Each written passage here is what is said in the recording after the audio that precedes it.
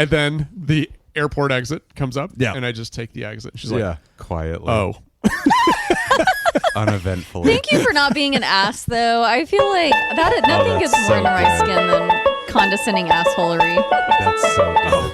Well, you're going to hate this episode. From fabulous Las Vegas, Nevada, this is Pod Therapy. Real people, real problems, and real therapists. You can submit your questions anonymously at podtherapy.net or email us at podtherapyguys@gmail.com.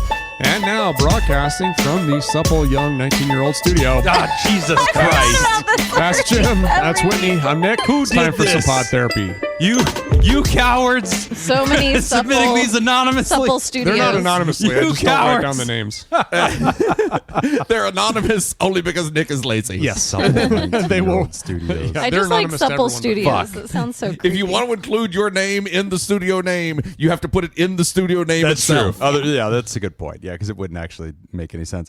Well, welcome to Spooky Halloween episode. Oh, yeah. This is the one. What's This your airs- costume, Jim, right now? So What are you we wearing? are doing Minecraft. So Okay. we are doing. Did you guys see the Minecraft movie this summer? Yes. No. Jack Black is a really good I one. did.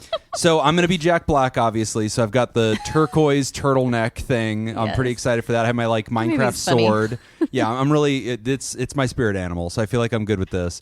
My daughter is Jason Momoa. I was going to say, who's going to be Jason? She's doing Okay. the pink jacket, Fuck like yeah. with the gloves and Yes. like the acid wash jeans and the huge obnoxious fucking sunglasses. I have a like, question about this when you're done. yeah, telling and me. that's it. And my wife's Oh, gonna okay. be whoever that black lady was, so she's wearing like the jumper. Wow. So, yeah, Whoever and the black blackface, lady full was. blackface. I was Yeah, like, full blackface. wow. Because we commit to the bit. You know, yeah. So There will not be a question who she is. yeah. It's very clear. So, go ahead. Wait, so when you do these like types of costumes, are y'all in character? Are you in character We're for not most of the that night, or committed. you're just like, hey, this is No, my for the costume? photos we will be. Like I'm sure that my daughter. But will I mean, put, like, are you a gonna punching talk like clothes on. them, or no, like, you no, know, we're not okay. that committed to the Okay, bit. okay. It's just to walk around. Just in, for but- funsies. All right. Yeah, that's just for funsies. I follow the NHL on Instagram. No. Hard Shocked. Shut up. How many followers? Shut up, Whitney.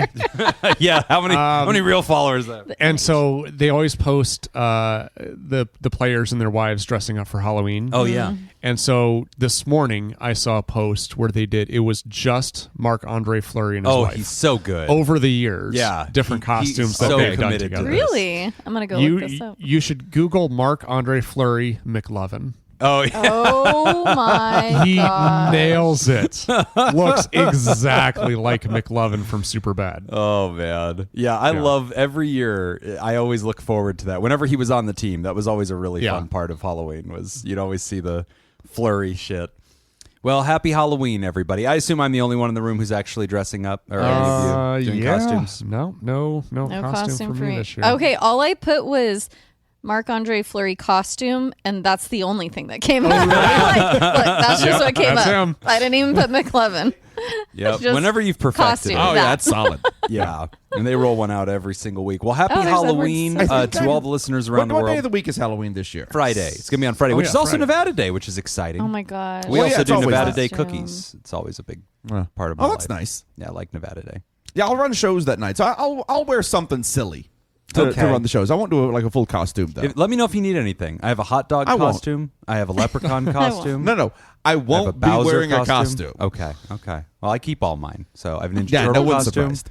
I have several that I'm Yeah. ready for at any given time. I think last year I just wore I wore a black hoodie just to run the show in. You know, just wearing a black hoodie, but I left it unzipped and had one of those T-shirts on that looked like you're like a big fat hairy guy. Oh, that's So, I, funny. Yeah. so I just had that, you know, Yeah. rocking the booth. That's That was- good. You should That's about the level I go to. Okay. Okay. You should go as an ICE officer. Oh, that'll be hilarious. Yeah, it's so funny because all over the internet, it's like, hey, get ready, everybody, because the worst person you know is about to do this fucking bit, and it's going to be all over America as everybody's Honestly, an ICE I mean, officer. Honestly, like all groups of people, like your family, should all just go as sexy ICE officers. Okay, but if you do it, Sexy commit to ICE. the sexy thing. Yes. No, I think if everybody is sexy ICE officers, Yeah. it's kind of great. You're taking away their power. Whole sorority houses Yeah. dressed up like Oh, yeah. sexy Oh, ICE that- officers. They're like, Do Do that, and I'm talking like bikinis, the whole bit with the face fucking mask. But you how know, do that you- way that- How do you Still- tell the sexy ICE officers from the regular ICE officers? That's right. They're That's so right. sexy. Yeah, there's that. Well, one of them fucks you. Happy Halloween, everybody. Looking forward to it. It's going to be a good time. I usually end In up Russia, posting- we also think this is unconstitutional. Make sure you subscribe to our socials in case we do post any Halloween pictures. You want to check it out. Our Instagram is always the go-to. It's at PodTherapyGuys. But we've got some great questions. But Whitney's not dressing up, I take it. Lame. I got a Lame. costume. No costume. They're I still know. selling them, I'm Whitney. sad about Go that. grab one. You should dress up as a nurse for how well you take care of Peter. There Should, you go. You know what? Maybe that'll make me do it a little Yeah. bit better. Like, Yeah. That'll Hashtag save work. Peter. yeah. Hashtag. All right, we're starting off the order today with annoying virtue signaling. Dear people of Pod Therapy, I'm already annoyed. my wife and I live in a politically purple state that leans red. For those of you outside of the U.S., be grateful if you don't understand what that means. We became friends with another married couple in about 2021 and became very close to them over the next 3 years. They were both always vocal about their passion for liberal and progressive politics, which we were on board with. And then the election of 2024 happened, and they were not pleased with the outcome, to say the least. To be clear, neither were we, but we think their reaction to the result was severely overblown. I recall Jim's solo episode in reaction to the election results, where he discussed how to best respond to the results, and it feels like this couple did the exact opposite.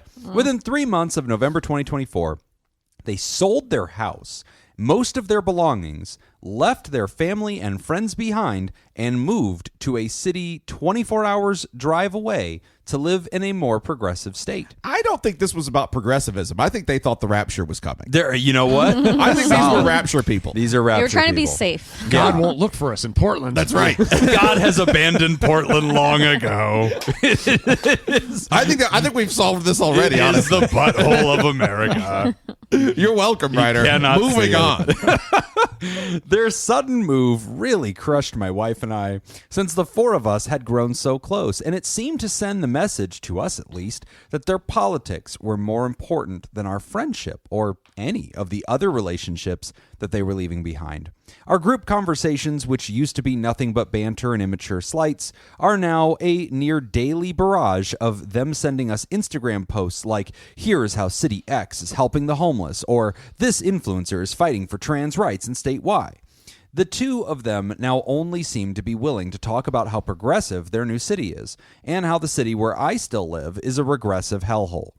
It like my wife and I don't know. I like my I don't know what the fuck. Can anybody help me with this? I like my wife. And Like my wife and I only serve as outlet. Oh, it's like my wife and I only serve as outlets for them to virtue signal, and I'm sick of it. At a certain point, I'm worried that I'm going to blurt out, "Oh, for fuck's sake, will you shut up? I get it. You live in a progressive city. Well, you abandoned us and could have worked at making our community better. Yeah. Instead, you ran away and are now throwing rocks from afar."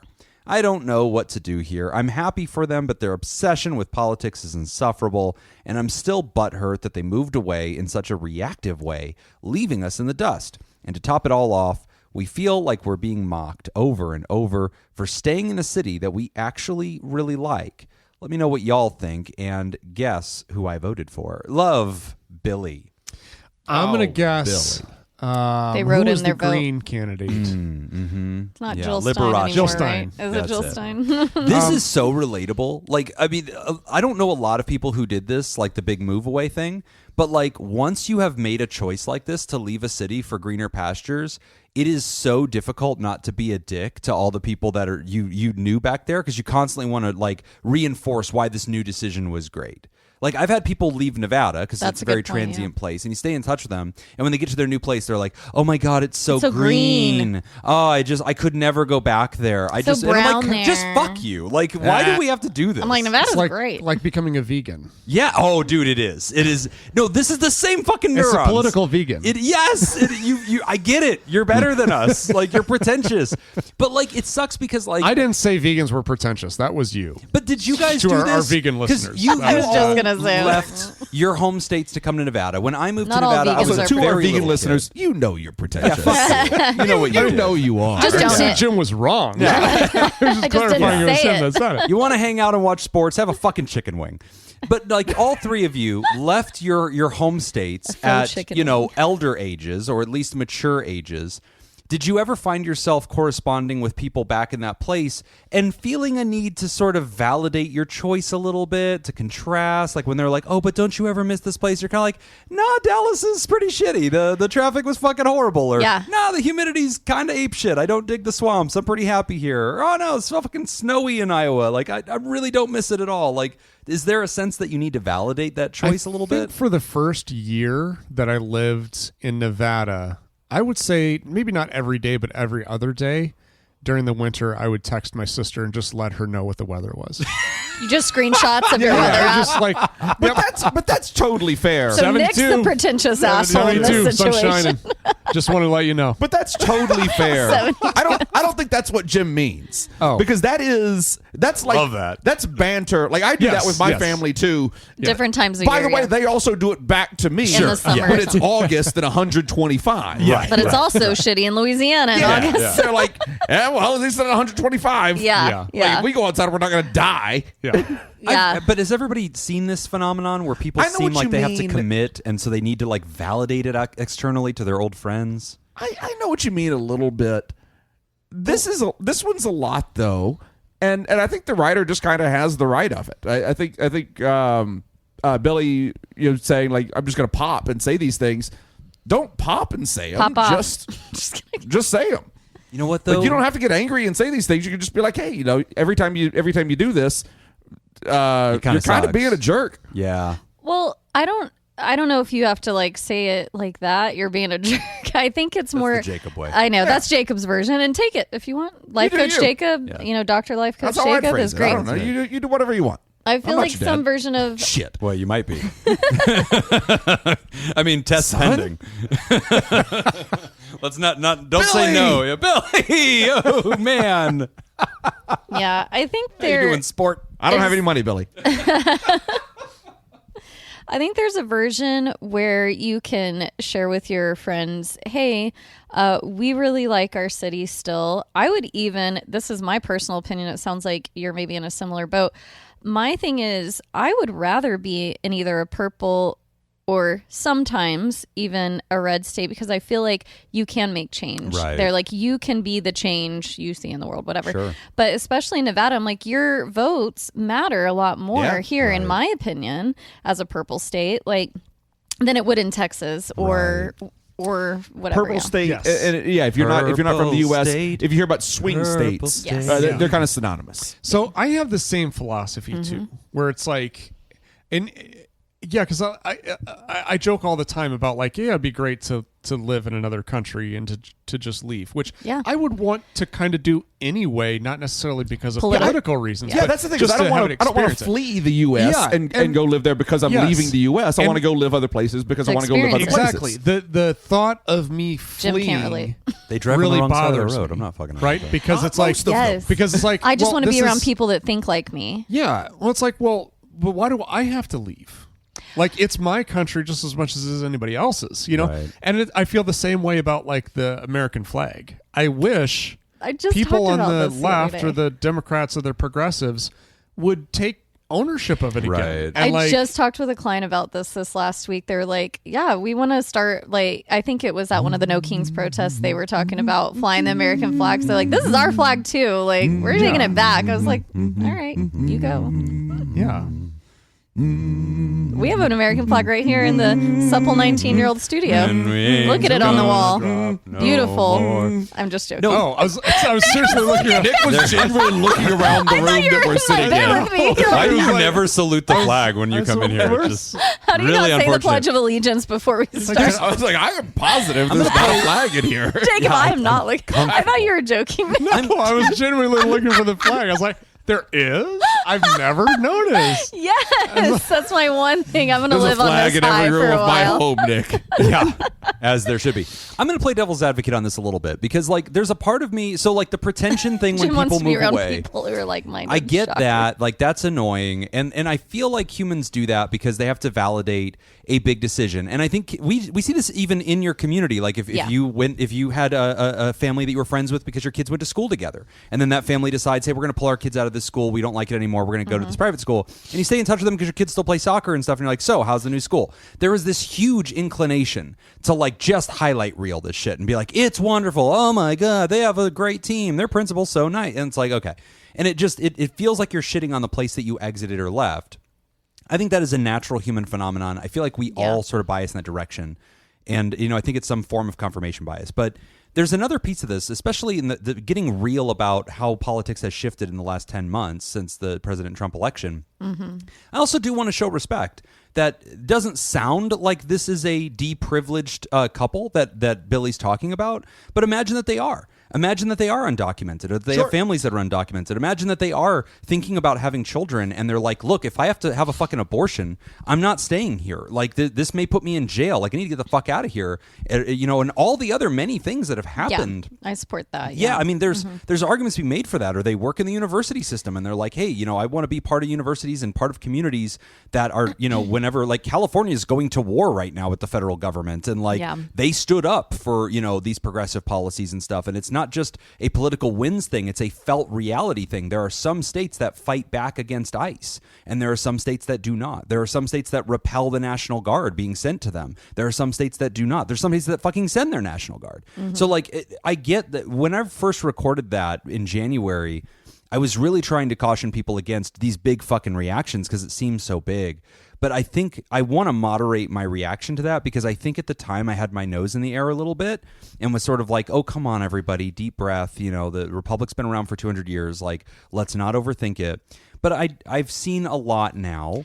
Way more than I ever expected to see. I think it shifted a lot because you don't know, and at the time you can only take the knowledge you have. Right, and I'm extremely privileged. I'm a cis white male. Like I just don't. I'm middle aged. I don't have to think about a lot of this stuff. But there are other people who really are, and there's especially Hispanic families that are scared to go to work. I read a story the other day. This horrible story about a construction company that hired specifically undocumented people to do this whole project, and when payday came, they called ICE. Oh fuck no! They told them all to round up over here to get their paychecks. Oof. They called ICE and just had them all put in a paddy wagon and taken from their families. And they just saved all that money. So it was theft of wages. It's absolutely horrific. And like there's stories of people like these Hispanic families not going to churches, not going to public carnivals. There was the Texas Fair that was like abandoned because like, people of color are scared to go. The state fair. And like in their own country in peacetime, these little kids being told not to go to school because they're scared that people will come pluck them out of school. So I don't want to get on a soapbox about it, but Billy, there's a part of me that looks at that, and I assume these people are enjoying privilege, and so their stuff just kind of seems pretentious. But I can also appreciate families. Like I think Billy would acknowledge that. But I don't think I don't think we're talking about whether or not you need to make a move. If somebody needs to make a move, by all means, then you need to make a move. Yeah, right. Good point. Being a jerk about it after you make the move is the problem. Yeah. Well, it's the attitude on the back end of it, not the need. Like if there is a need for it, awesome. And I don't hear Billy saying you guys shouldn't have left. And also, like when I left Louisiana, I didn't leave Louisiana because I hate Louisiana. You left because of the murder charges. I left because of the murder charges. Yeah. Well, also, there's sense. a lot more entertainment work outside of Louisiana than there is inside of Louisiana. And a lot few murder charges. No, so I don't know. I mean, I left my home state happily. I'll probably never live there again full time, or at least I have no plans to. If I guess things can change. When the extradition sure happens, that's possible. And I mean, the whatever the time, the statute. enough, the statute of limitations has passed now. And as it turns out these days, it just doesn't not very matter. long. Yeah, it doesn't really matter. You're a white guy too, I am a so you can get away middle-aged with white it. guy. Yeah. I'm not going to jail. You're good. Your Honor, I'm sure he is innocent. The statute of limitation for murder for a white guy in Louisiana is that what 2 weeks? Yeah. Probably takes you longer to get a driver's license. If you can, that's very quick too. if you can outrun the cops for an hour, you might beat the rap. Do yourself a favor and look into why Jerry Lee Lewis, the rock star, was called the Killer. Oh, Lord. Oh, Jesus. Do I want to? White guy from Louisiana. Oh, yeah. I have some thoughts on the being a jerk part. Here's what I see working with clients, and I work with some clients up in Oregon. So I'm seeing, a whole range of people from different backgrounds, right. Political views or whatnot. And what I see people coming into session sharing are this stress, especially if you are privileged, of like, what do I do? And what I see is social media is used as a platform to say, like, I need to use my platform and my privilege to share these things. And even if it's sending things to my friends, like, it's almost a compulsory thing. Like, hey, look, this is not good. That you should care about this too. And you're saying, Billy, I do care about these things. I just can't choose to, again, from a privileged place or not, like, I don't have the mental space to do that. And actually, I want to just be friends with you. And you oversharing all of these things makes it seem like you care more about politics than our friendship. They may kick back and say, yeah, this is a big deal. We need to care about this. And that's where you find that balance in your friendship and you find answers, I guess I should say. Well, they might come back and say, like, yeah, I've never really liked you. I'm just friends with you to tell you about this stuff. Yeah, Whitney, let me ask you about this, because some of the vibe, after you just shared that, I thought, you know what this kind of reminds me of? It's like whenever you're friends with a couple and then maybe they have a kid or something, and now all they want to do is send you stuff like, oh my God, look at this. And that's fine to an extent, because it's like, I'm so happy that you're enjoying your baby. That's great. And I do take joy in your joy. But then some of the enjoying your baby is just a horrible phrase. Sure. I love pictures of your baby. I'm so happy that you're enjoying your baby. This is great. But I could see where there can be this little bit of an edginess to those kinds of dynamics, where it's like, you're sending me all this stuff about, like, women are happier when they have this, and they have hormonal adjustments when they have this, and everything better when they have this. Parenting's and the best thing you can ever do. This is how I'm supposed to be. That anyone, and it's like, okay, like, this is does that ring like similar to this letter a little bit, where it's like a little bit of that you're so excited about your choice, and some of how you're talking about it sounds like you're punching at me. Yeah, so I think you pointed out a good thing, like sharing pictures of your baby or your newborn. I love to see it. Send them all. I don't give a fuck. Like, you're happy, I'm happy, great. It's when, now I'm sending you articles about, gosh, I just feel so great now that I've had my baby. Like, my life is more fulfilled. I'm happier. Like, when you start sending those things, those start feeling like you're hitting undercut or underhanded jobs. This article just says women from the DFW area are happier if they have children. God, I know that's not such true. Bitches when they have children. I know that's not true. I don't like when people will send me shit that's like, oh, did you know Nevada's air quality is really bad or something like that? I'm like, what are we doing right now? Like, what are you? I don't like this. I don't like what you're doing. Okay, I'll stop breathing. Yeah. Should we just measure our dicks? No, but I think that's what I'm going to start sending back. Just 7 inches. What? Deal with that, bitch. Bullshit. I go bullshit. But no, I was actually kind of thinking the same thing as far as like, it's win-win for me, motherfuckers. Either I have it or you guys have to touch my dick. I'm fine with either one. Touch it. Relationships. You have to measure it, Whitney. Not sure how this happened. Why are we measuring Please start talking. That relationship science. Fucking trying. Nick, hurry. Relationships between couples, friends. I was kind of thinking the same thing that Jim was thinking, which is like, all of us, if we think of a couples friend that we have, or multiple couples friends, you can think of like, what are the common denominators? Like, what are the things that we tend to focus most about? And usually the friends that you're closest to, you have a number of different topics or different things that you can that you have in common. That's activities why you're so that close. You do together. Activities, interests, things like that. And what happens, I think, kind of like what Jim was, the baby example is a good example, like where something big happens for one of the friends, right, and then it becomes their main focus. So since that's their main focus and it was a common interest, then it seems like that piece gets strengthened, right, and the rest of it doesn't. Yeah. So if I was in that situation, Billy, what I would do is I would just try to figure out what are the other things that we have in common and be able to redirect. Yes, and to be able to like, good. Okay, if my friend is not going to bring up, our other common interest of Major League Baseball, maybe I will bring that up. Oh my God, you guys watched the World Series last night. Wow, what do you think about, and, oh my God, there were so many Cubans. Was ice there? Billy. But yeah, I mean, and then try to give, make way for conversations like that. The other thing too is like, you can choose which conversations you choose to reinforce and which ones you just ignore. Yes. If you're not giving, like, they send me 15 messages about one thing I'm not interested in, and I don't reply to any of them. Right. And then they send me one text message about the World Series, and I reply to that. Right. Yeah. This is You're reinforcing the behavior that you want to reinforce. yeah, this is behavioral conditioning. That's Yes. exactly what this is, and so I'm Pavlov, those bitches. yeah. I am teaching them Make them drool. what I want our relationship to be like. That's great advice. I really like that. It's starving the weeds, watering the flowers. Yeah. I think that is one of the best ways. I mean, and I also like Jacob's theory of like, it's okay to be direct. It's okay to say, hey, I know you do not mean any harm. I know that you're my friend. Yeah. But I need you to remember that I care about my city. I care about my state. And I'm trying to make a difference here. I'm trying my best, and Also- I could flee. I don't think less of you for fleeing. I hope you don't think less of me for staying. Yeah. It is I think back to the social media thing too.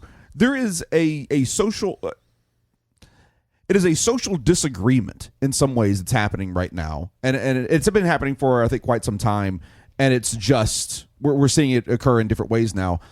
And that is people who think that posting on social media is posting on social media, Right. and there is people that think that posting on social media is taking an action. Yes, Right, yes, right. yes. So it is, I want to do something about the circumstance that my Yep. community, my town, my city, my country is in. The thing that I have landed on is post on social media. Right. And I'm gonna spread awareness, big Yeah. quotes. I'm gonna spread awareness Use my platform. by doing that. The more and more we look at these things, the more we realize that these aren't platforms. The people who didn't have platforms before social media don't really have platforms after social media. Right. You have friend groups. Yeah. And you are as influential in your friend group Yeah. as you are without social media. Right. Yeah, or before this political Yeah. discourse, yeah. And so, like, maybe don't try to make social changes on social media. Right. Because it doesn't seem like it's really doing it. No, Yeah. doesn't No, I seem agree. like it's helping. I think we've given you some really good advice, Billy, and if all of that fails, here's your fallback. Oh boy. Your fallback, next time they say something about how amazing it is to live in their city, whatever city that is. Yeah. Just Portland. say, We know it's Portland. yeah, Portland. just, It's obviously it's Portland. definitely, it's That'd be obviously Portland. Portland. No, but Portland, just say, Maine. Twist. tell them just how proud you are of them and how amazing it is that they can just give up so easily. Oh. And you wish that you could do that too. This is the mean But girl move. You're such a No, this fighter. is the you I'm have to so Pettiness. happy stay that I in have a fights. driving helper move. yeah. This is It the worked girl really well move. when Nick did it before. This is the move This where time it'll girls work. I think this are time- like, Yeah. oh, I love that you can just wear anything. You Yeah, know, yeah. I just love that you I don't. would You can wear never trash. I could never leave the house. If it like you just can wear anything. I wish admire. I You're could- so brave. I wish I could put on weight like you and still look beautiful. Oh my god. That is my so good. God. You Nick carry is it so well. practiced in this. Jesus, Nick. That glow you have when you look pregnant but you're not. Oh damn. I Nick can is- get real mean girl. Oh This my is too God. good. You are a catty bitch. I'm really glad this Jim's side of you is just now never. finding I'm it out. terrified. I am terrified of menacing Nick. Like his passive aggressive. I think staring you in your I eyes. actually benefit from the fact that you've always just been directly aggressive, never passive aggressive. Oh, yeah. When you have notes from me, you're like, "Hey man, stop doing this." I'm like, "Okay." Like I'm really glad you're not doing Because the catty bitch. Midwesterners are good at being passive Oh aggressive. my God, Yeah, that would it's cut an me art. deep. Anyway, Billy, good luck with this. We will send the paternity test results from Jacob to your P.O. box. Just send us that information. You also have to get in line because there is a queue. So I don't have any money.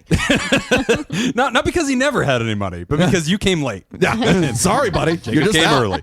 Hi-oh, we're going to take a quick break, and when we come back, we're talking about SSRIs. You're listening to Pod Therapy.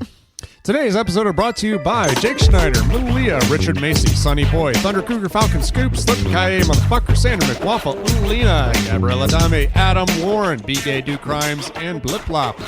And if you'd like to sponsor the show, become a therapy producer at patreon.com/therapy. Please What tell was me that studio Halloween name trivia. again? I'm not going to say it because it'll be damn it. So. We need to get that. All right.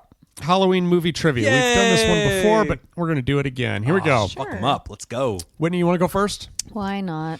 In Halloween 2, 1981, Ah, shit. where does most of You're the hoping it was movie gonna be Hocus take Pocus. place? Yeah, I was. Sorry, that was the last part. Where I was does talking. Halloween 2 take place? Where does most of the movie take place? Portland, Maine. No, I'm just kidding. Do I have to name a Have you seen city the or a movie? state? I might have once a long Okay, time you're ago. going to want options. Yeah, take Is this options. with Jamie Lee? Oh, options. Yes, options. Haddonfield High School, Yeah. Smith's Grove Sanitarium, Haddonfield Memorial Hospital, or Laurie's home? Were there sanitariums in the 80s? Yes. Oh, shit.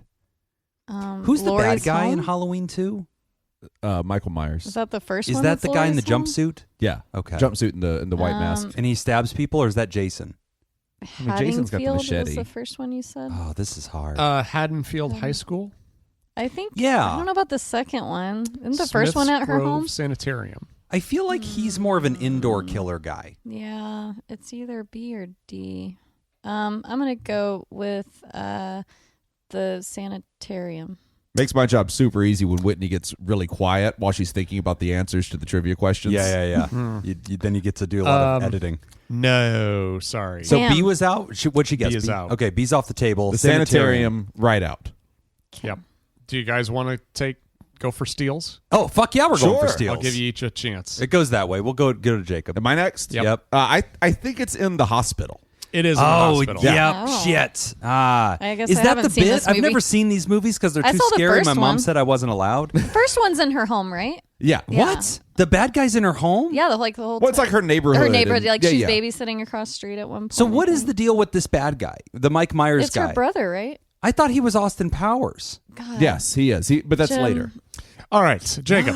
What Fat candy bar bastard. brand famously Versatile refused actor. to be featured in E.T. the Extraterrestrial, Going leading for two. to Oh, Reese's shit. Pieces' unexpected popularity? M&M's. Correct. Wow. Eminem's pulled out. Yeah. M&M's Unlike didn't Jacob, pull out. who They now has paternity. would not. They would not allow it at all. Wow. I Yeah. did not know Fuck that. you, M&M's.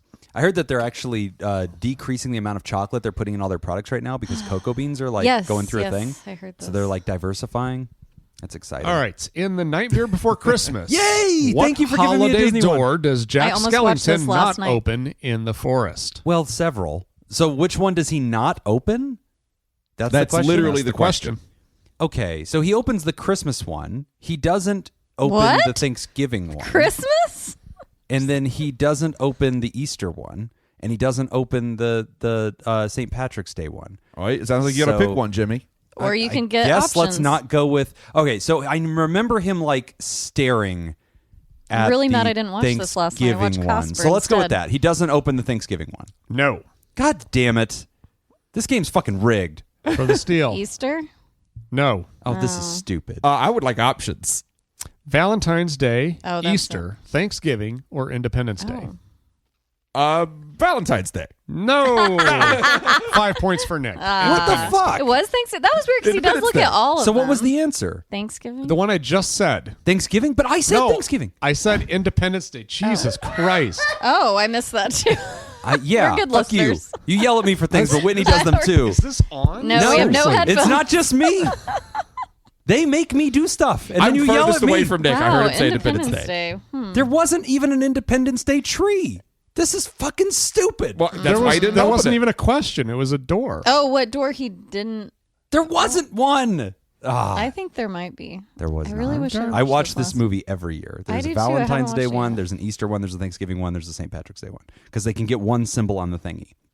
And so it's like a turkey. Is this what's that thing where called where you think something existed but it didn't? Oh, yeah. Mandela effect. Yes, Mandela is that what effect. Jim's having right This now? could totally be happening. Probably. I do this a lot. Okay. Also, I am on a lot of acid right now. Oh, so it's that entirely also makes possible that I'm sense. making Yeah, this up. yeah. All right, All right. so I continue under protest, but I believe Jacob's in the lead right now with 2 points. No, I am in the lead with 5 points. Oh. Yeah. Shit. I continue under protest. SSRIs from Sammy. Hi, Jim, Nick, I'm Whitney. just looking at these pictures of screenshots from The Nightmare Before Christmas Yes. that very obviously shows an Independence Day door. That's what I thought. I was like, I think is it does. American flag? That's kind of fucked up. What is it? That American flag keeps popping up around. No, Is it's it like fireworks? a big firecracker. It's like a big red thing with yellow stars on it. I Okay, think. fine. If it does exist, which I still don't agree, but even if it does, I'm still right. He didn't open up the Thanksgiving one. That's So true. I feel This like I is a should bad get credit for question. Thank you, Whitney. It's just a bad question. Hi, Jim, Nick, I don't Whitney, care. and Jacob. I heard the call for neither. questions, and I thought I'd send this in. I sent this to Jim on Discord a while ago, so if it looks familiar, that's why. Basically, I was on serotonin for a few years to help with PMDD. I went off of it because I started using birth control that had the bonus effect of stabilizing my mood. So, under doctor supervision, I went off my SSRIs. She said, since I was on the lowest dose, I can just stop taking it. A few days later, I started getting something that felt like my brain was being zapped. When I could get a hold of a doctor, they told me this was common and it will go away with time. So I powered through. I mean, she was right. It went away after a month, but it wasn't fun. My question is this common? Why isn't it talked about more? What causes it? Thanks, Lady Sammy Scoop. The SSRI brain zaps. All right. First, PMDD. Yeah, tell them what that is. Yeah, premenstrual dysphoric disorder. It's being a bitch. That's what it is. Yeah, it's a really extreme form of PMS, premenstrual syndrome. Yeah, it can have some really serious symptomology to it, and it's not something I've had many clients come to me for. I think maybe one that I can think of that was dealing with that. I feel like it's underdiagnosed. It probably, I agree with that. Yeah, actually, I do agree with that.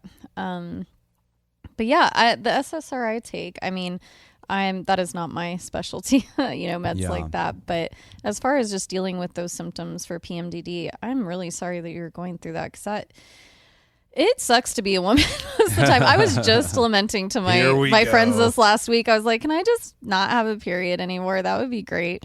Because one of our friends has had like a partial hysterectomy for medical reasons. And I was like, can I just do that? But Elective hysterectomy so you don't have to have a period. yeah, right. sure Like somebody's done it. you needed yours, but can I just opt for that?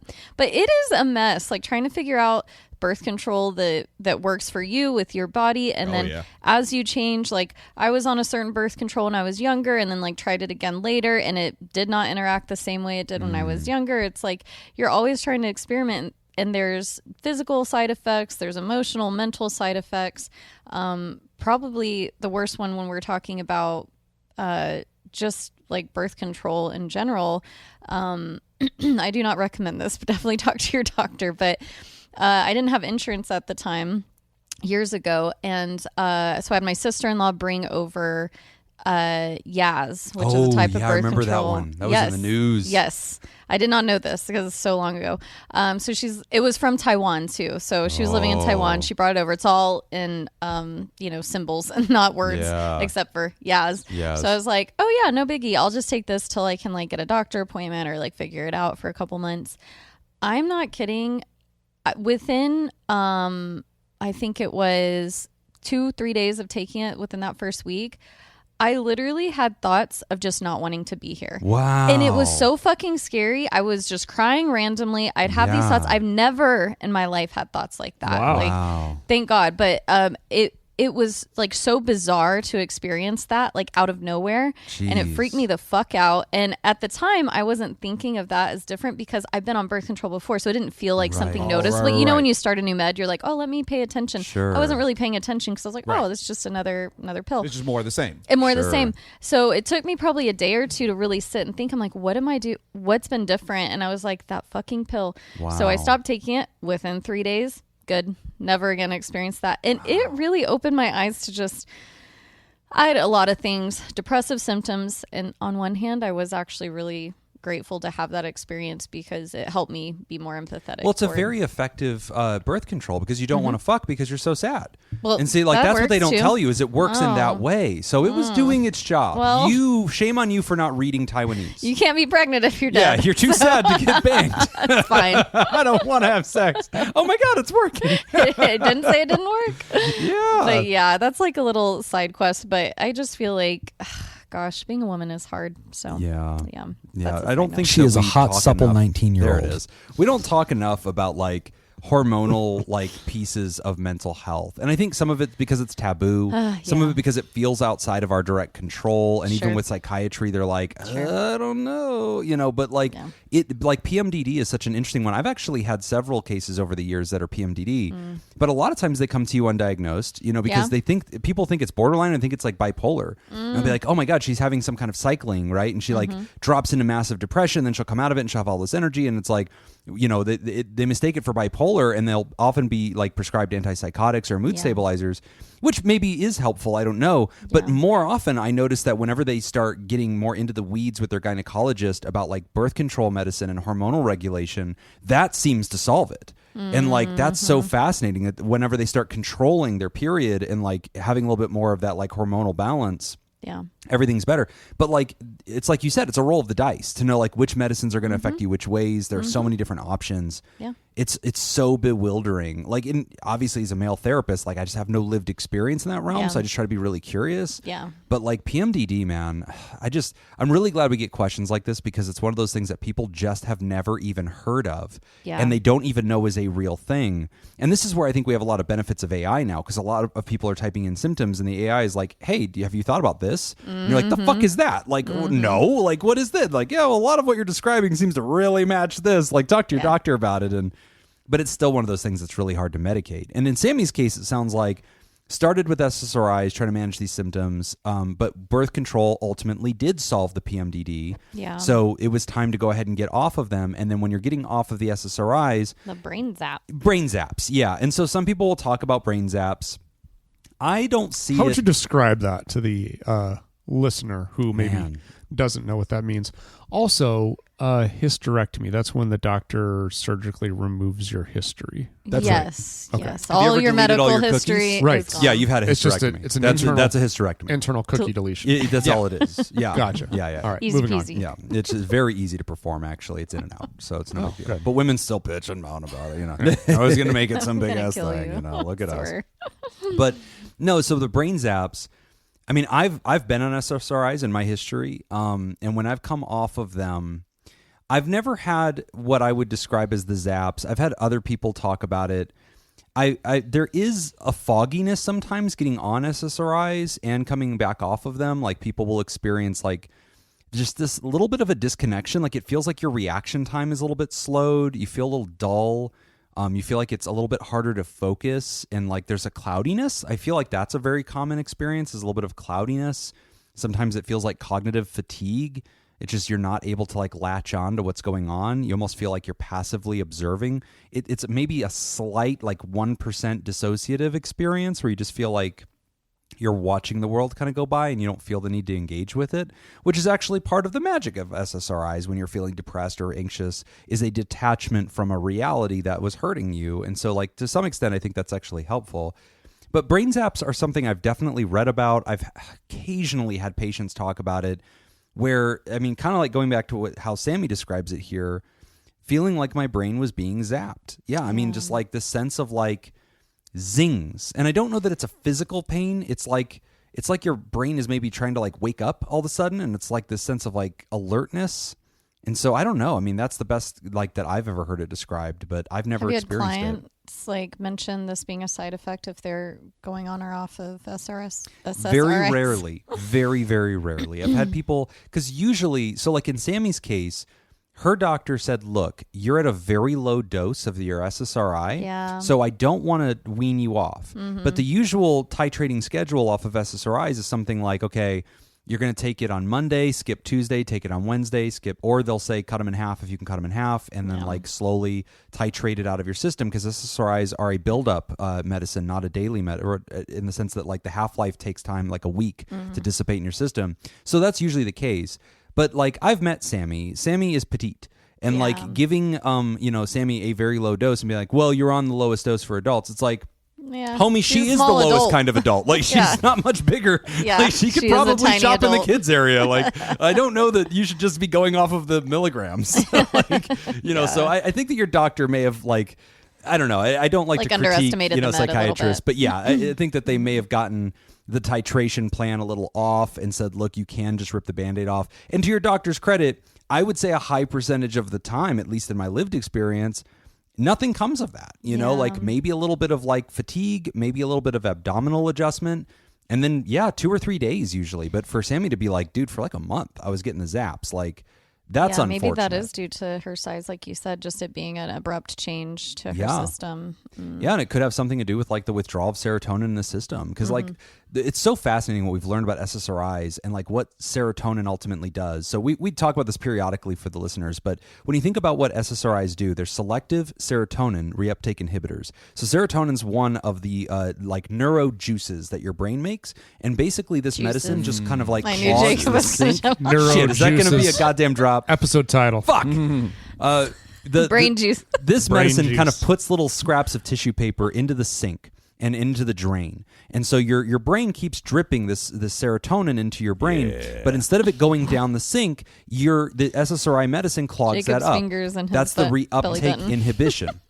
So what's happening is you're basically getting to live with more of your serotonin in your brain, and serotonin has a lot of interesting effects. One of them is neurogenesis. And so like the dendritic forest of your brain tree, all those little neurons that are reaching out, touching each other, that gets denser whenever you're on SSRIs. It also gets denser, by the way, when you exercise or whenever you're doing lots of novel experiences. Your brain is being asked to do new things, and it will do the same thing. So exercise plus SSRIs is a huge winning combination for antidepressant.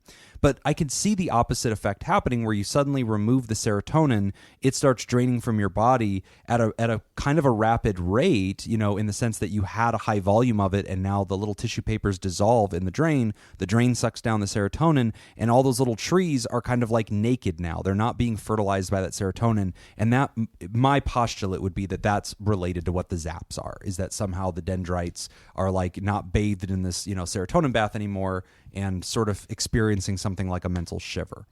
And I'm sure that there's a psychiatrist listening to this right now that's like, that is 0% They can comment. what happened. Yeah, we'd love to have a Also, I psychiatrist on the guarantee show. there's no psychiatrist listening to this show. We had one that's once. fair. We've had them right in. And I don't know in years. I'm sure they left for good Yeah. reason. Yeah, probably all the 19-year-old talk. Yeah, what? There's not all the 19-year-old talk. There was There's a one, lot and of you it. fucking captured it. I still don't know where it came from. I mean, it's still happening right now. Okay. But because the studio is named after I mean, I should say that's why the psychiatrist is not coming back. Maybe that's not why they left. it. Anyway, that's my 2 cents. Anybody have anything else to throw on that one? No, I'm not as well versed on med side effects like that. Yeah, I get it. It's a nuanced I'd say area. do like Whitney and take drugs that your friends have. Yeah, from Taiwan especially. Okay, yeah. Great. Yeah. Mystery drugs. Don't ask questions. Nope. Taiwanese, yeah. And then pay attention to how you feel. Too Ignore it. depressed to fuck. Episode title. Anyway, Sammy, I'm really trying glad for that it you not got to through be the brain PMDD. juices. I'm glad for questions like this because it gives us a chance to just teach the public about things like PMDD, to teach them about SSRIs, to teach about side effects while also right-sizing that so that it doesn't scare anybody away. And even though that was uncomfortable for you, you had solved depression another way in your life. If you had not, we would have wanted you on those SSRIs even with a risk of brain zaps, right? Because like they don't happen while you're on them. They happen when you're getting off of them. So the titrating schedule was probably what was to blame there. And I'm surprised the doctor just said rip the Band-Aid off. But usually they'll be like, look, there's no harm to going slow. Yeah. Cut the rest of your dose in half or whatever. But also, we do not give medical advice. Always listen to your doctor. They're always right. Yes. I'm always wrong. Anyway, we're going to take a quick break, and when we come back, we're talking about sharing finances. You're listening to Pod Therapy. Today's episode is brought to you by Jake Schneider, Malia, Richard Macy, Sonny Boy, Thunder Cougar, Falcon Scoop, Slurpee K, Motherfucker, Sandra McWaffle, Elena, Gabrielle, Adame, Adam, Warren, B Gay, Do Crimes, and Flip Flop. And if you would like to sponsor the show, become a therapy producer at patreon.com/therapy. The shine from my manicure is like dulling, but not in I went equal yesterday. proportion. Ooh, let me see. I took Oh, a picture yes, while I was there queen. to send to I you. like it. It's your Halloween color. Yeah, it's black with sparkles. I dig it. All right, Shitney. Thanks. Nice. Titty, And- I thought we agreed. I like Shitney. That was her high school name. There's a lot of options around here. There really A are. lot of options. Okay, in Donnie Darko, 2001. Ooh, I haven't seen that in so long. Yeah, I've only seen it once. Yeah, me too. One Once time, is enough. like a decade ago or more. What is the name of the man in the creepy rabbit costume? Oh. I need options. I don't know. Donnie. No, I'm just kidding. All right, what's the option? Mr. Sorry, Darko. it was Darko. No, here your options are Frank, Harvey, Ralph, or Daniel. Jesus. It's not Harvey. That's the other bunny rabbit, where he's invisible. that old movie. Oh yeah. Our friend Top Gun? is obsessed with that movie. So What movie I know that one. was that? Is it called Harvey? It might be. I want to hear out. Anyway, so it's not Harvey. You said Fred, Frank, Ralph, or Daniel. I feel like it's Frank or Ralph. Frank?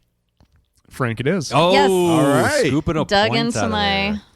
my storage compartment up there. I really thought it was Donnie Darko. I was thinking like, oh, you should have taken the 2. Like it probably is Donnie Darko. And so I was wrong. Dr. Smith, Yes. what 1980s horror anthology film features a Halloween segment directed by George A. Romero and written by Stephen King? Oh, It. anthology. Say that again. What 1980s horror anthology film What is anthology? features a Halloween segment directed by George A. Romero and written by Stephen King? Okay, give me the options. Tales from the Dark Side, the movie. Cat's Eye, Creep Show, or Body Bags? I think it's Creep Show. I think it's Creepshow too. It is. Wow, good job. Wow, we both got I didn't points. That's understand awesome. a single word in that. Not how that name works. Oh, okay. I feel like I helped, but whatever. I affirmed your choice. I was riding shotgun the whole time, but now you don't want to fucking split the he proceeds. shoved you out. The Jesus. car. Jim. Mr. Jim. In The Crow, 1994. Another good one. damn. Oh. What holiday is taking place on the night Eric Draven and his fiancee are murdered? Oh no. Arbor Day. Oh. Pretzel. I hope it's Not enough movies about Arbor. Yeah.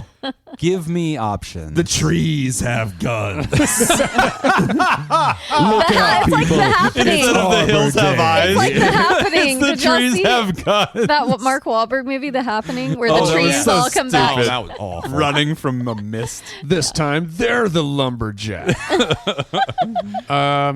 Halloween, Devil's Night, All Saints Day, or the winter solstice? Oh, Jesus. All right, it's not going to be All Saints Day because that's Boondock Saints. Halloween's the No obvious movies one. have done the same thing ever. Yeah, no, that's not right. And that's also that's just not true. Their second one's called All Saints Day. Yes, their Oh, sequel that the came sequel. out, I believe, after The Crow did, Yeah. is called All Saints Day. And therefore, it cannot be the same. Okay. So, retconned. off of Halloween, off of All Saints Day, what were my other 2 options? Devil's Night and the winter solstice. Give me Devil's Night. That feels like a premise. It is. Yeah. Oh, nice. I would have guessed winter Points solstice. for everybody. Wow. Look at us, guys. We're killing it. Everybody wins. Yeah. Sharing finances I think from Nick's still ahead. I idiot. think I am, actually. Yeah. Yeah, I know. I just need one. Hello, you amazing human beings. I'm writing with a sick stomach full of anxiety, the type in which you can't eat. I'm spiraling and currently looking for therapists. The situation that has me scared is I'm afraid I've discovered something that might end my relationship with my wife. Years ago, when we first started dating and got to a serious point and started having the finances talk, where I share my information and she shares hers, I sheepishly went into the topic because I was scared that she would see my debt. She was very understanding and was reassuring that we'd make a plan to get rid of it. It made me feel great. When it came time for her to open up about her finances, it was quickly shut down. The reason being that since her mom and her own a business together, her mom's money is intertwined with my wife's money, and she promised her mom she would never share their information with anyone. I was instantly taken aback, not knowing that this is what I'd hear. I mean, I just exposed a very personal side of me, and she wasn't willing to do this herself. I don't know. It just feels very unfair. Again, this happened 3 years ago. I was not comfortable, but pushed those feelings aside. Fast forward to present time. Her and I were watching White Lotus together, and in season 2, it's centered around cheating. I have a lot of hurt when it comes to being cheated on in my past, and I didn't know that this would trigger me. I didn't feel triggered when we were watching, but later on, my daughter woke up in the middle of the night as she was very young, and so I helped her. I went to lay back down again, and my stupid mind couldn't escape the start of a spiral. I remembered our past conversation about finances, and for some reason got really worried. What if my absolutely amazing wife was hiding something from me? What if she still has a joint account with her ex-husband? Stupid thought, I know. But I figured next day, why not just ask, right? If it's nothing, I'll walk away knowing I'm a spiraling idiot, knowing that I have to do work with my anxieties. I own it. I admit it. I struggle with the thought of losing my everything, my wife, happiness, and family. I asked her the next day for proof of the joint account. I know this is wrong of me. I shouldn't have to rely on her subduing my spiraling, but I thought she'd help. But no, she was very defensive, saying again and again, you know why, it's my mom's information, etc. I told her, right, okay, I'm not asking to see numbers, which I do believe I do have the right to know as her common law husband. Plus, we have kids and live together. We're also gearing up to move out of the country together to her home country.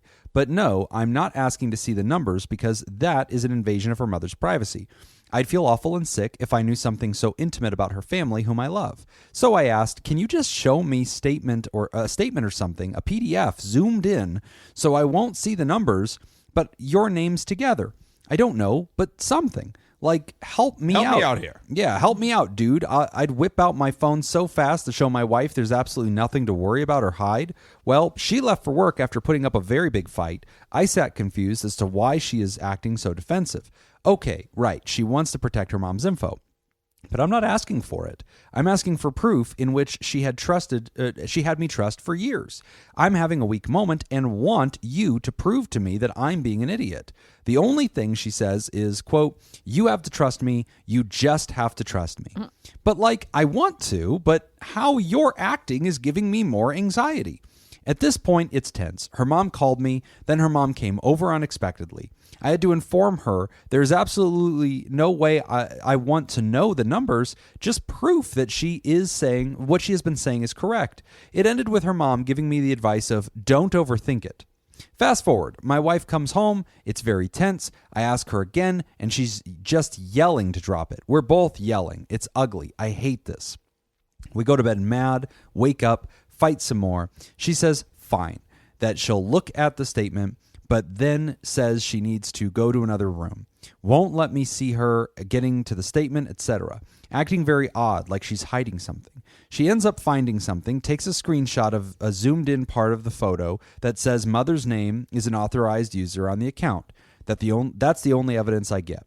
I feel like I deserve the respect that I showed her, but I'm not even asking for all of that. I showed her everything. She knows everything about me, and I know most but nothing about her finances.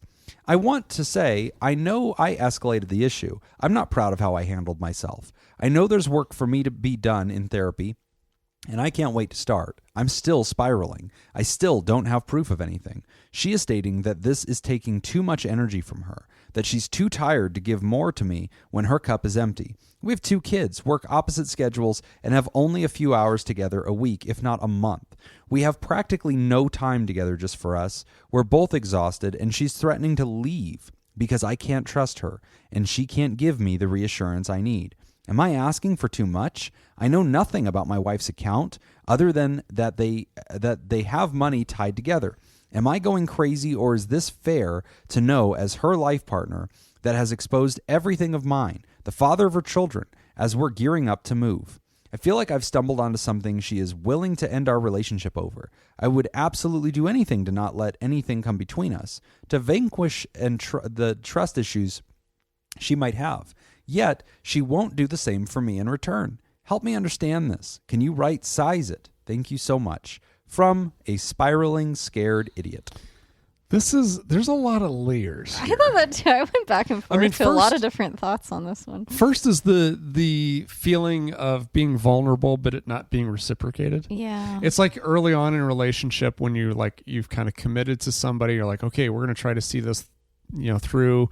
And then you share like how many people you've slept with, and you ask that person, like, I'm going to keep that private. Like, wait, what? Yeah, like, you asked me how many I slept with, and then now... Yeah, no, let me see your accounts. No, I'm not going to show you my accounts. That's a move. Yeah. I mean, so I guess from that sense, I would love that move already. Yeah. Well, I think it makes a difference, too, like who asked for that information. Right. If the writer volunteered and said, hey, here's my finances, just so you know this is kind of where we're at, and she just didn't feel the same, fine. I don't love it. Right. It doesn't feel right. But it's especially worse when it's one person. If one person asks, let me see yours, and then I'm not. And it seems like there was at least a discussion. Yeah. The assumption that I made from the email is there was at least a discussion. Like, hey, let's break out the finances and share them and start intertwining our lives a little bit more. Yeah. And it seems like the writer did that, and then the partner not exactly backed out, but kind of maybe it felt like they kind of backed out a little bit. Yeah. And it didn't, like, my mind didn't immediately go to like where the writers did, is like, oh, is this a shared account with her ex? Yeah, because that would my mind would never go there, because like why would they do? But also the writer knows their life, right? So maybe there was a concern there before or something. Who knows? But no, my mind went to like, she's rich. God, how much money's in there? Yeah. Also, patreon.com/therapy. Yeah. Send it over to your wife. We will gladly take her side if that increases the we giving. We can be bought. Yeah. Oh, yeah. Yeah. For much less than what you think. Yeah. As it turns out. I mean, you could join for $1. We're pretty excited about it. But I will say this problem goes away if you empty that account into our Patreon. Right. That's it. This problem goes away immediately. Yeah. Pod therapy, saving marriages. Other problems may develop, but this particular problem goes away. So my first read on this, just like you were just saying, Nick, I was thinking, I'll bet you wife, and then, we know that wife was married once before, has a history, and maybe has experienced like a sense of vulnerability. I've had a lot of women over the years talk about like they're afraid to trust the man in their life with finances because they've been left high and dry at some point. Yeah. And so like having joint finances with your mother instead, and like that's a shared account and we have a business or whatever. I've seen men and women actually do that exact move where they're sharing finances with mom because mom will never betray them, and like that protects them. So like if you divorce me, all the money's mom's, like you can't steal my bank account. That was never mine. Take my name off and I don't own that money. That was always mom's money and you can't steal from her. And so like I've seen people do this as like divorce defense. And it's shitty because like if you're the scared idiot in this scenario, sorry that you picked that name, buddy. I get it where you're like, hey, what the fuck? I wrote that in myself. Oh, okay, yeah. Like, I don't deserve to be treated like this. You're preemptively defending your money from me. You're keeping it all secret. Maybe you're rich or maybe it's modest, but like, you don't want me to see it because you don't want me to ever have the chance to go after it if we ever divorced or we weren't common lawed. And like, that's not fair because that defensive posture assumes the worst in me. Yeah. And I can appreciate that the writer's scared about that. It doesn't feel good.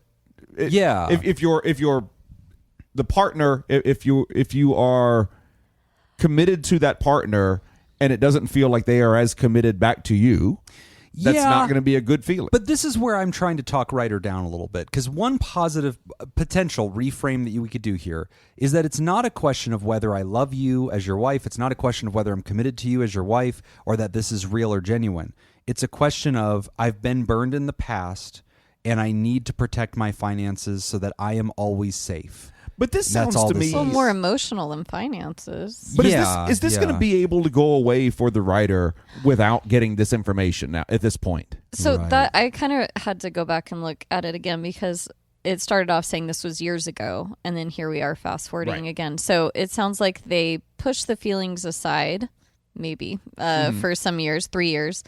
I think that's what the writer said. Yeah. I think they said but it's like, they pushed it aside. If they pushed it aside, it's coming back up. Like, did they really? Or I don't know. It wasn't resolved, I guess. That's it. So this White Lotus stuff brought feelings of insecurity, like cheating ideas, like kind of those more extreme things Jem was talking about where, or do they have, or maybe Nick was like, do they have an account with their ex, whatever. I'm just glad it's these feelings that White Lotus brought up in you, writer, and not the have sex with your siblings feelings. It could have been a whole different set of feelings. That's actually the next letter, though. Yeah. Sorry, I'm jumping stepping on it. You're getting ahead of it. Love White Lotus. So I think that the thoughts, I don't know, it's kind of interesting because the thoughts around insecurity around cheating are what is getting brought up. And it's like she's hiding something. I didn't think about this till y'all mentioned it, that it probably is like a large amount of money or something. Maybe it's family money, maybe it's whatever, that she doesn't want to be open and vulnerable about. She's willing to split over it. That's like, I mean, yeah, it's probably a large amount.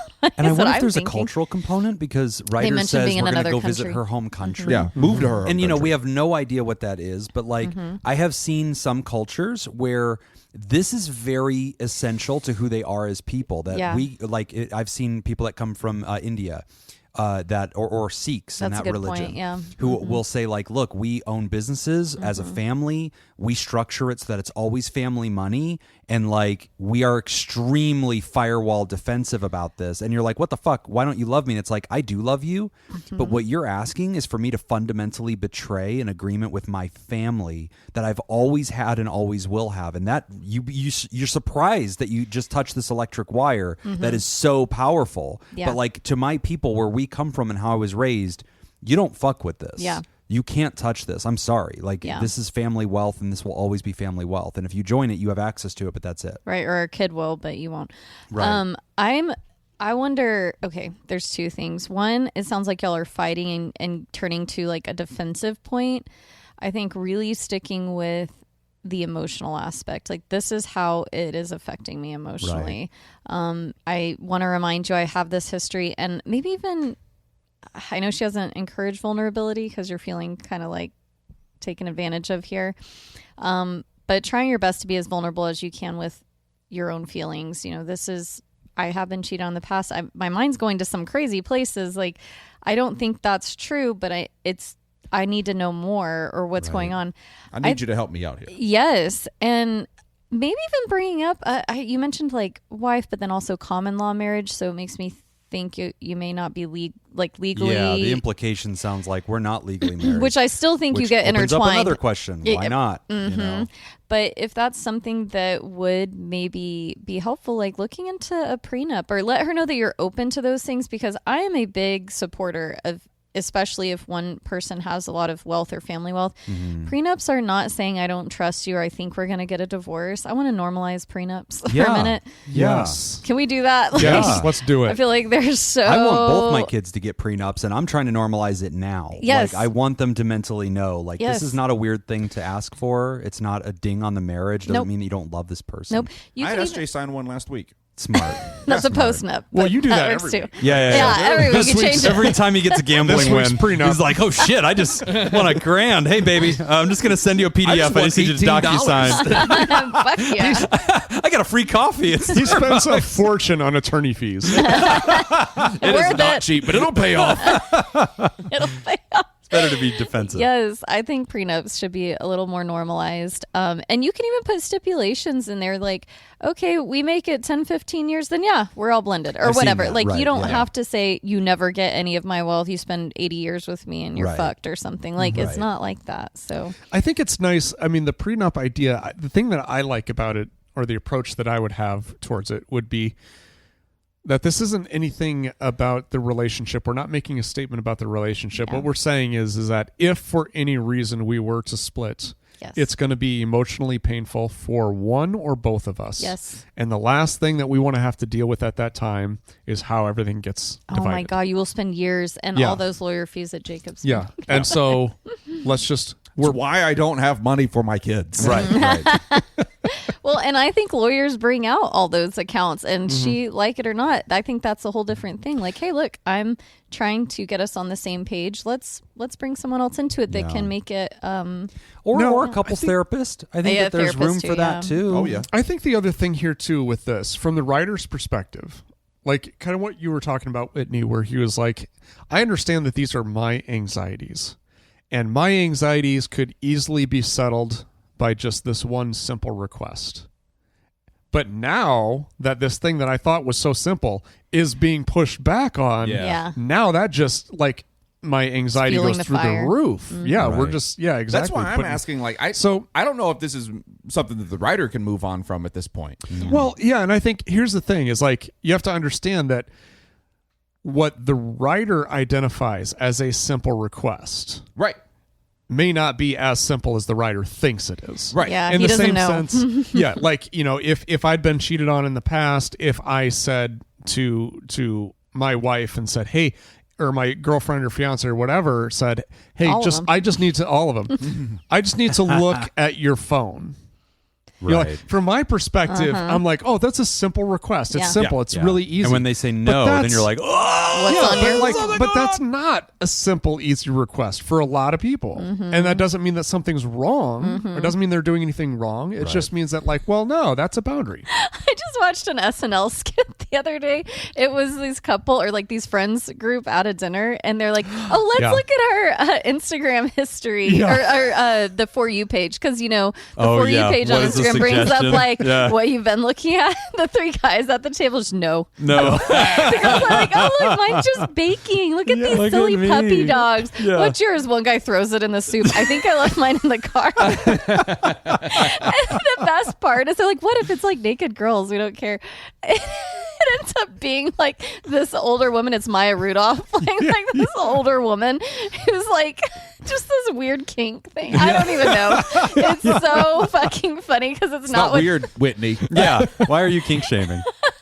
It was awesome. I was like, this is legit. Like, men are not trying to hide naked women or like, dirty thing. It's just like this weird little thing. They're like, oh, she validates me. Like, she encourages me. Like, and they're like, no. He thinks I'm great. Yes, pretty much. It was so, because it's not what you think, but it's like a It's lot still to something them. there's a lot of shame about. Yes. For the writer, too, one thing I want to shine a light on is the writer is really going through hell right now, and I really want to shine a light on that lived experience of living with really tremendous anxiety in this very provoking experience. And I have identified in the show lots of times that I have GAD, and I've been in these kinds of situations, at least I can relate to the feeling, where I think it's a very difficult game of chicken, where you are the person who has anxiety. So you are so disadvantaged in negotiating with other parties. And sometimes it's really hard to assert yourself in a situation where you need to be firm and you need to have a boundary. And I'm not wrong, but like the other person pushes back. And I feel like disadvantaged because my anxiety is going to kick up. They don't have that mental disability. So they are just like, they can be reckless and be like, nope, and I'll fucking divorce you. And they know that I'll back down first because I'm the scaredy cat, right? And so then I'm spiraling. Oh no, am I causing the end of my family? Am I, she's going to leave me. She's going to go back to her home country. She's going to take my kids away from me. What's going to happen?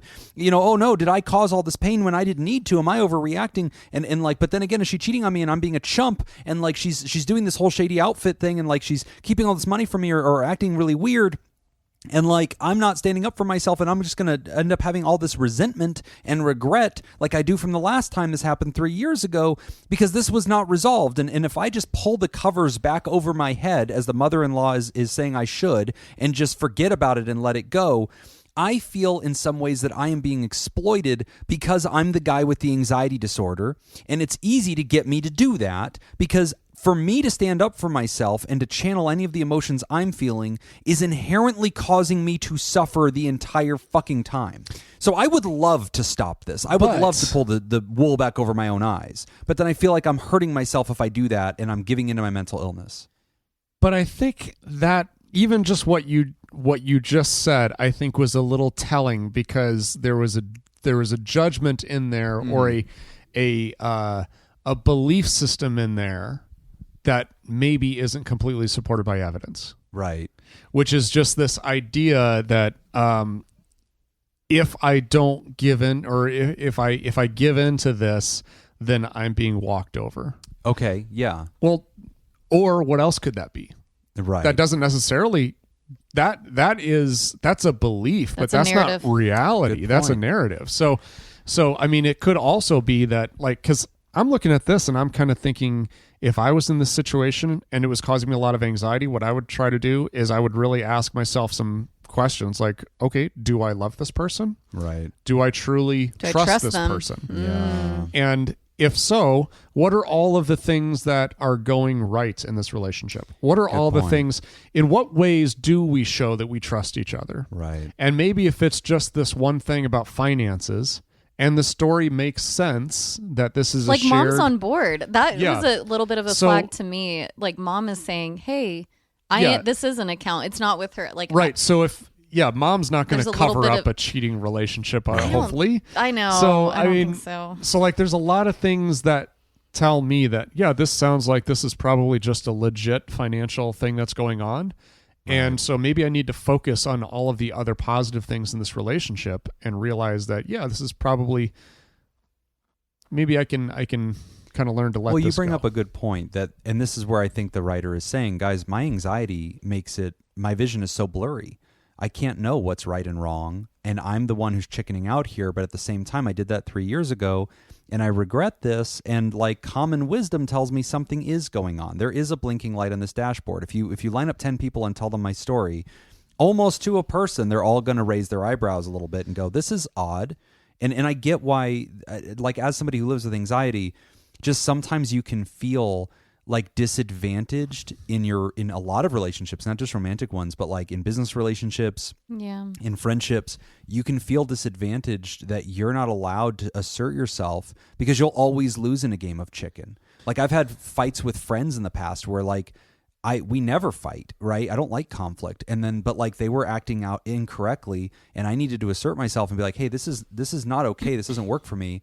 But instead of being rational or friendly toward me, they escalated it and like immediately pulled out the nuclear bomb options of like, then we'll never fucking talk again. And then I chicken out and I'm like, no, I don't want that. Never mind. You can just keep treating me like shit. And it's like, I just feel for the writer in that situation because I feel like when you have that diagnosis, like you just feel disadvantaged a lot. And then it just feels like, so I guess I'm just going to give in again. I guess that's always the answer, isn't it? Is that because of my anxiety, I'm always wrong. What percentage of the time am I being gaslit?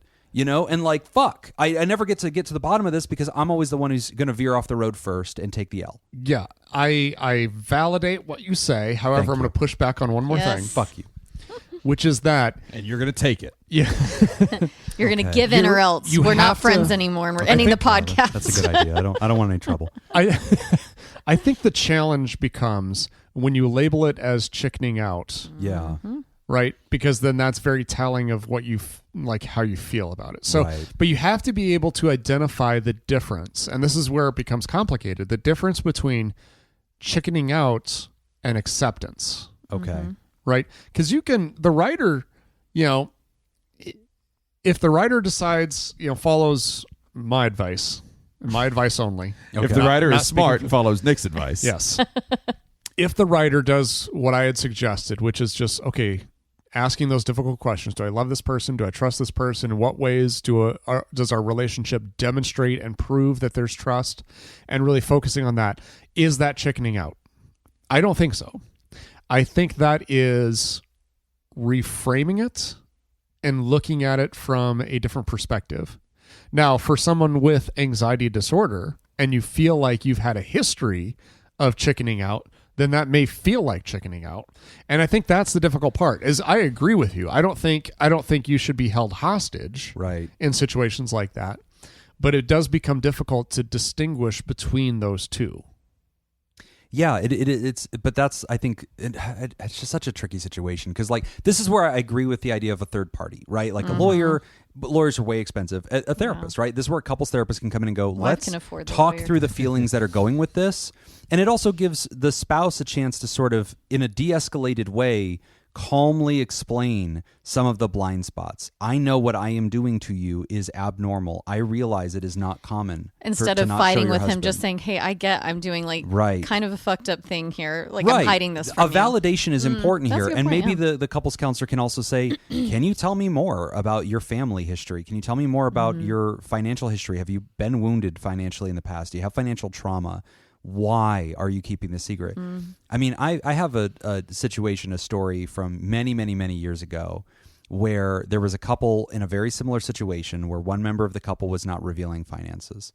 And it was driving the other member crazy. Yeah. And they were heading toward marriage. And they were like, I need to know what's going on. What am I getting into? Yeah. And they were not being forthcoming about this and very much just having a drop it mentality.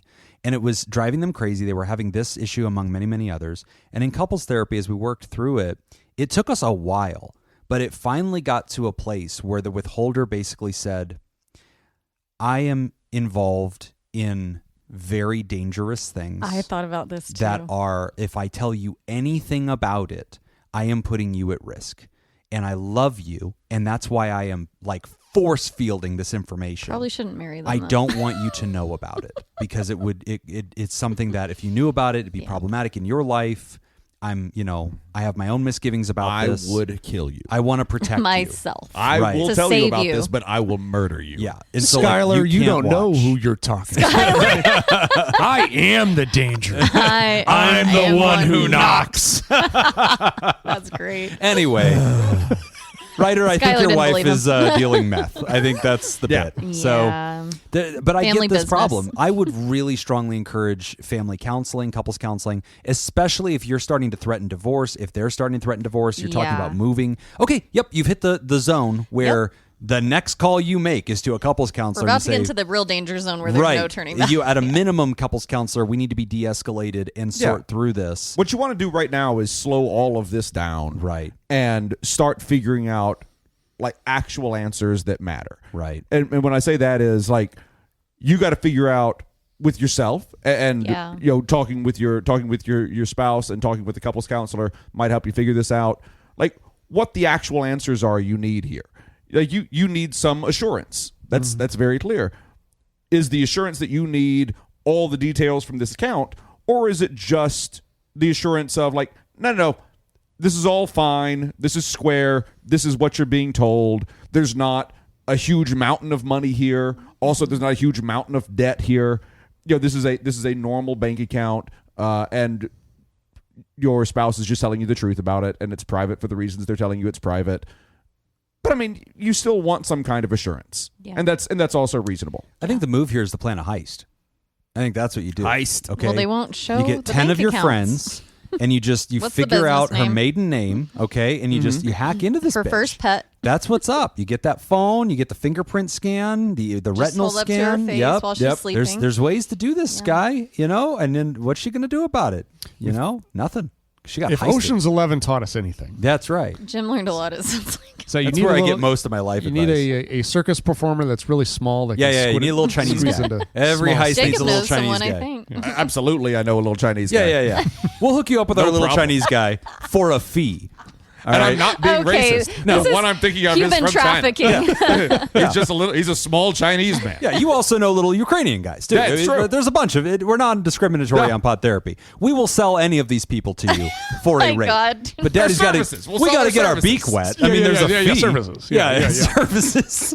Yeah, it's not our business what you do. You're just two consenting adults after That's that. right. We just broker. It's service trafficking. That's right. Is what That's it is. right. It's Yeah, not, yeah. It's not human trafficking. No. That's silly.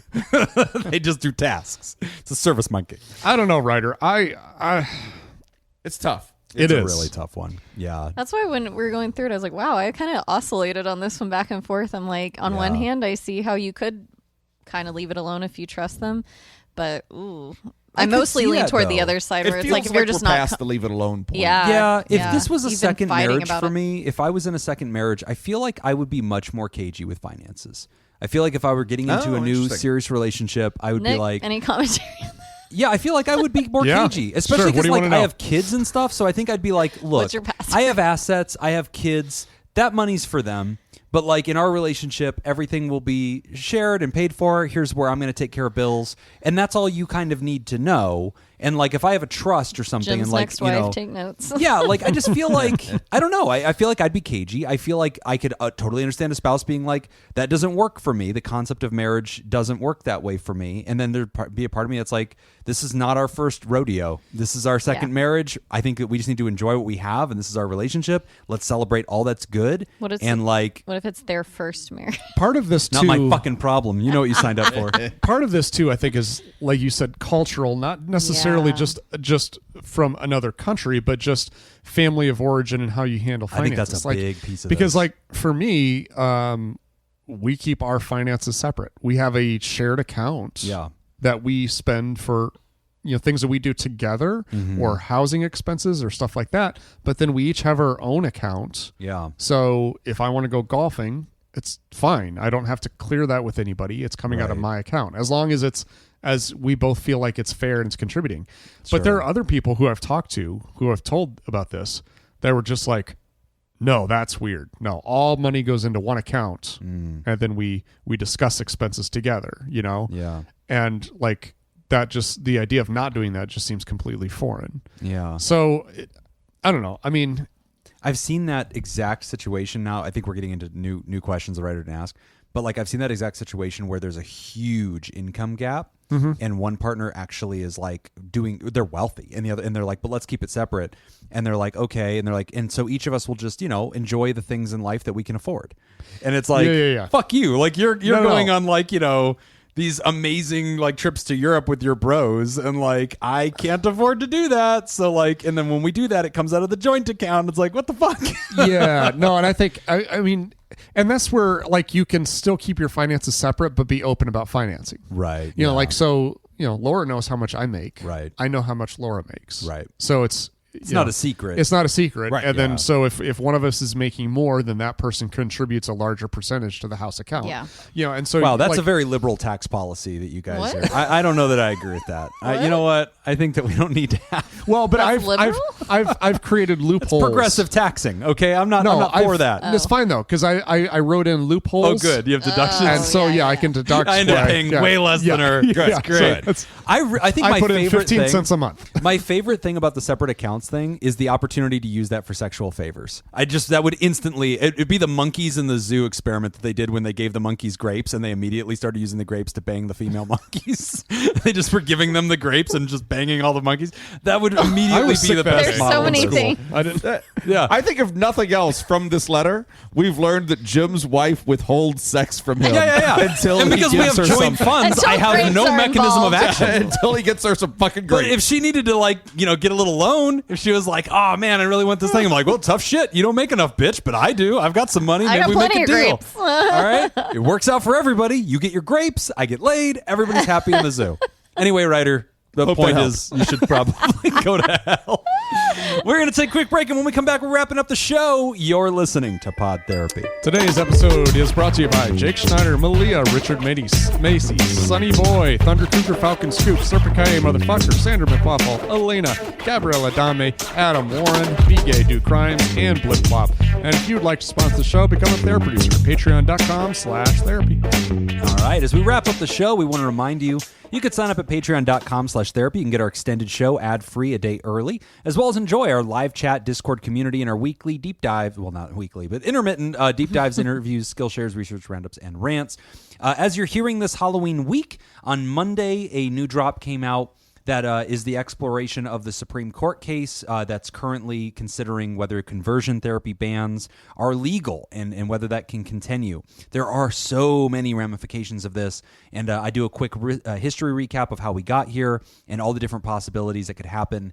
So check it out. If you're at the $5 level or higher, you get access to all those extra drops. At the $1 level, you get access to our extended show every week, and it comes out a day earlier. So check it out, patreon.com/therapy.